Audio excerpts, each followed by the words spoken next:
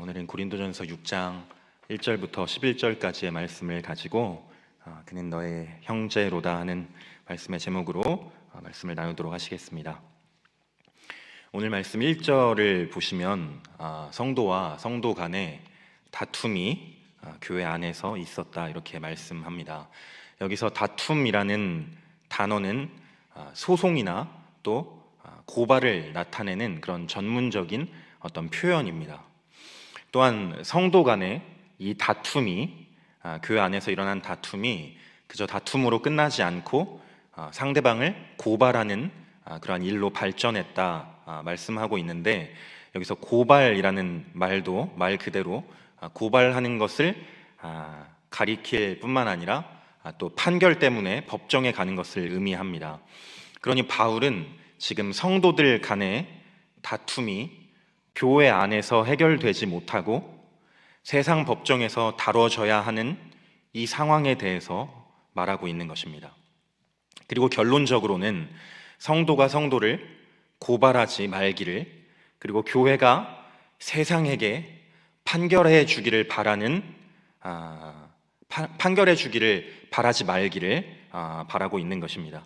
그렇다면 바울은 무엇 때문에 이와 같이 하지 말라 이렇게 얘기하는 것일까요? 그것은 바로 이 고린도 교회의 구성원들은 하나님이 거룩하게 하신 성도이기 때문입니다. 여러분, 고린도전서 1장 2절 상반절의 말씀을 한번 보시면 이렇게 말씀합니다. 우리 함께 읽겠습니다. 시작. 고린도에 있는 하나님의 교회 곧 그리스도 예수 안에서 거룩하여지고 성도라 부르심을 받은 자들과. 아멘. 고린도전서 1장 2절은 성도란 하나님의 부르심을 받은 자들이다 이렇게 얘기를 해주고 있습니다. 또한 고린도전서 6장 11절 말씀도 우리가 함께 읽어보겠습니다. 시작. 너희 중에 이와 같은 자들이 있더니 주 예수 그리스도의 이름과 우리 하나님의 성령 안에서 씻음과 거룩함과 의롭다 하심을 받았느니라. 아멘. 고린도전서 6장 11절 말씀에서 성도란 예수 그리스도의 이름과 하나님의 성령 안에서 거룩함과 의롭다 하심을 받은 자들이다 이렇게 말씀합니다. 여러분, 성도는 하나님의 절대적인 은혜 가운데 부르심을 받은 자들입니다. 이 세상 가운데에서 하나님이 구별하시고 택하신 자들이 바로 성도인 것입니다. 그리스도의 보혈로 씻음받고 거룩하다 의롭다 여김받는 자들이 바로 성도라는 것입니다. 그러니 성도가 되었다는 이 사실 자체가 크나큰 감사의 제목입니다. 우리를 이 악한 세상 가운데에서 구별하시고 건지셔서 씻으시고 거룩하고 의로운 하나님 나라의 백성이라 불러주시는 것 자체가 말로 할 수 없는 그러한 감사의 제목이에요. 그런데 고린도전서 6장 2절과 3절에는 이것만 해도 감사의 제목인데 더 큰 감사의 제목을 말하고 있습니다.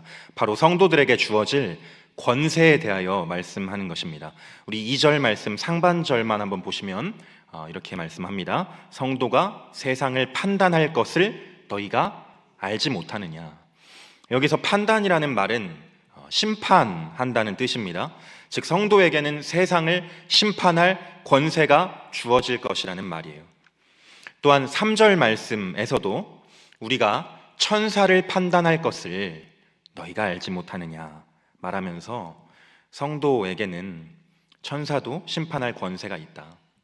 성도인 너희가 너희의 지위를, 너희가 이러한 존재라는 것을 알지 못하느냐 이렇게 묻습니다. 그러니까 하나님은 이 세상에서 미련하고 약하고 천하고 멸시받던 고린도 교인들을 부르셨습니다. 그리고 그들을 거룩하고 의로운 하나님 나라의 백성으로 삼아 주셨어요. 그러니 이제 고린도 교인들은 성도라는 그 지위에 걸맞게 행동해야 하는 거예요. 예수 믿기 이전에 행했던 악한 어떤 습관들, 하나님이 기뻐하시지 않을 생각과 행동들로부터 하나하나 돌이켜야 하는 것입니다. 그런데 이 고린도 교회 안에는 과거의 악한 습관들과 행동들로부터 여전히 돌이키지 못하는 성도들이 있었습니다. 음행하고 우상숭배하고 간음하고 또 탐색하고 남색하고 탐욕을 부리고 술 취하고 모욕하고 속여 빼앗는 자들이 있었어요. 하나님 나라의 백성답게 살지 못하고 여전히 세상의 방법대로 내가 손해를 봤으니까, 너가 잘못했으니까 이것은 당연한 거야, 그러니까 약속을 지켰어야지, 그러니까 너가 돈을 잘 갚았어야지 라고 말하며 성도가 성도를 고발하는 일이 있었어요. 그래서 바울은 말하는 거예요. 너희는 하나님이 부르신 성도들이 아니냐, 그리스도의 보혈로 깨끗게 되어 거룩하다 의롭다 여김 받은 자들이 아니냐. 세상과 천사를 심판할 지위와 권세를 하나님 너희에게 주시지 않았느냐. 그런데 성도인 너희가 어떻게 감히 그리스도 안에 한 몸 된 내 형제를 고발할 수 있느냐 묻는 거예요. 여러분, 이 세상이 문제를 해결하는 방식과 또 성도가 문제를 해결하는 방식은 다릅니다. 이 세상의 해결은 옳고 그름이 중요합니다. 내가 1을 손해봤으면 1만큼 돌려받아야 하는 거예요. 내가 받은 어떤 정신적 피해와 일하지 못한 시간이 있다면 그것까지 쳐서 갑절로 그렇게 돌려받아야 합니다. 그것이 합리적인 것이고 정당한 것입니다. 그러니 이 세상은 어떤 문제를 바라보고 해결할 때 보다 합리적으로, 보다 이성적으로 그 문제에 접근합니다. 그래서 적어도 나를 손해로 이끌지 않아야 합니다. 내가 어떤 사람 때문에 손해보고 피해보지 않아야 한다는 것입니다. 거기에 이득까지 취할 수 있다면 더할 나위 없이 좋을 것입니다.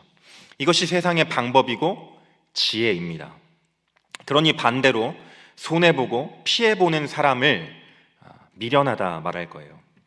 그런데 우리 하나님 주시는 지혜는 다릅니다.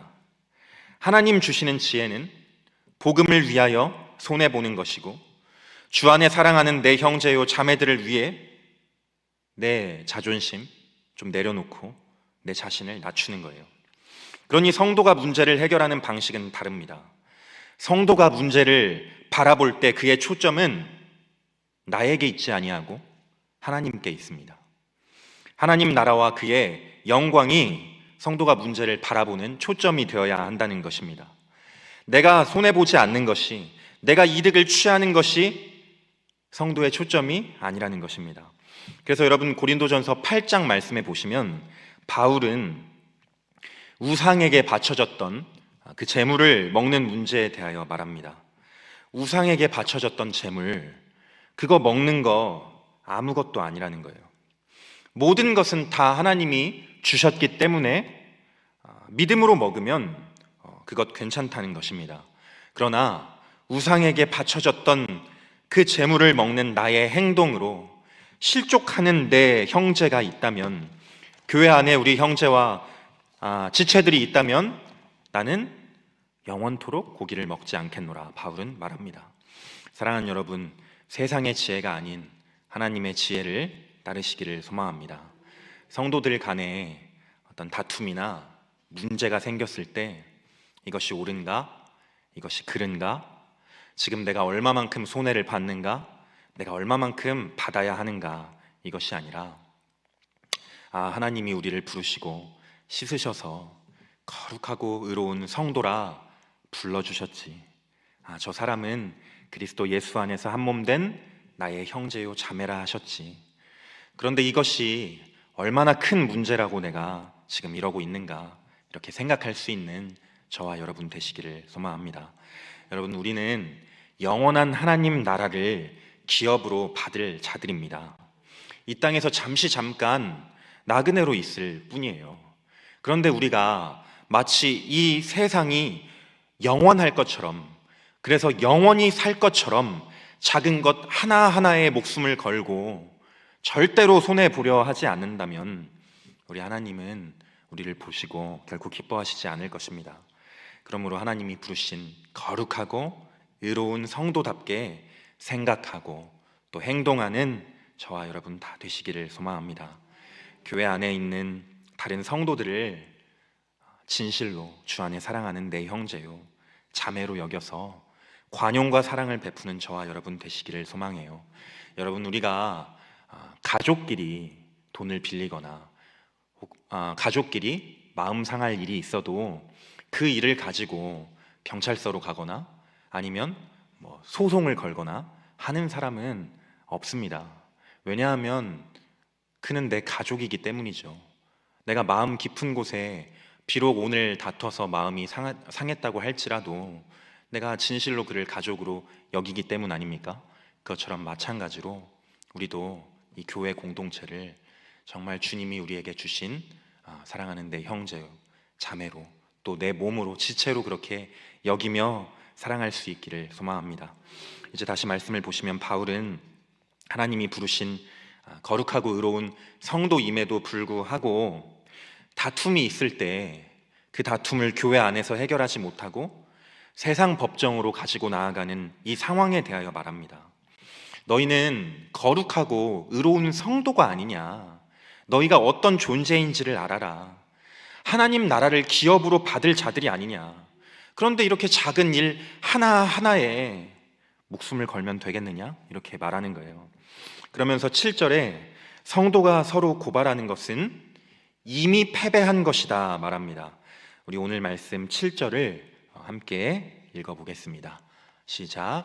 너희가 피차 고발함으로 너희 가운데 이미 뚜렷한 허물이 있나니 차라리 불의를 당하는 것이 낫지 아니하며 차라리 속는 것이 낫지 아니하냐. 아멘. 이 말씀을 보시면 피차 고발함으로 너희 가운데 이미 뚜렷한 허물이 있다 말합니다. 여기서 허물이라는 단어는 패배를 뜻합니다. 법정에서 승소를 하든 패소를 하든 거기까지 간 것 자체가 이미 너희의 패배라는 거예요. 그렇다면 바울은 왜 이렇게 말을 할까요? 저는 개인의 패배와 교회의 패배로 그렇게 나눠서 말하고 싶습니다. 여러분, 성도 간에 다툼이 생겼습니다.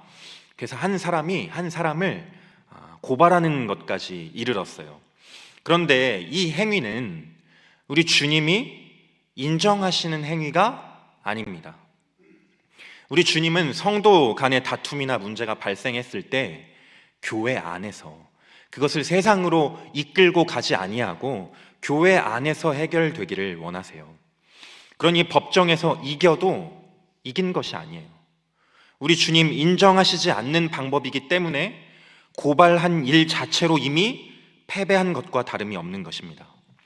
여러분, 마태복음 5장 38절에서 44절에 보시면 예수님은 제자들에게 말도 안 되는 가르침을 주십니다. 누가 내 오른편 뺨을 치거든 어떻게 하죠? 왼뺨도 돌려대라.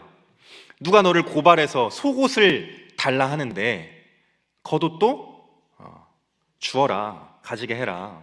또 원수를 사랑하고 너를 박해하는 자를 위해서 기도를 해주어라. 정말 말도 안 되는 가르침을 주세요. 그런데 바울은 예수님의 이 가르침을 그대로 따릅니다. 그래서 고린도전서 4장 말씀에 보시면 자신이 복음 때문에 만물의 찌꺼기와 같이 되었다. 자신이 복음 때문에 매를 맞고 수많은 고난과 고초를 겪었다. 그렇게 얘기합니다. 그러면서 로마서 12장 또 14절 이하에도 보시면 너희를 박해하는 자를 저주하지 말고 축복해라. 예수님의 그 가르침을 그대로 갖고 와서 가르치죠. 아무에게도 악을 악으로 갚지 말고 모든 사람 앞에서 선한 일을 도모하라. 이렇게 말씀합니다.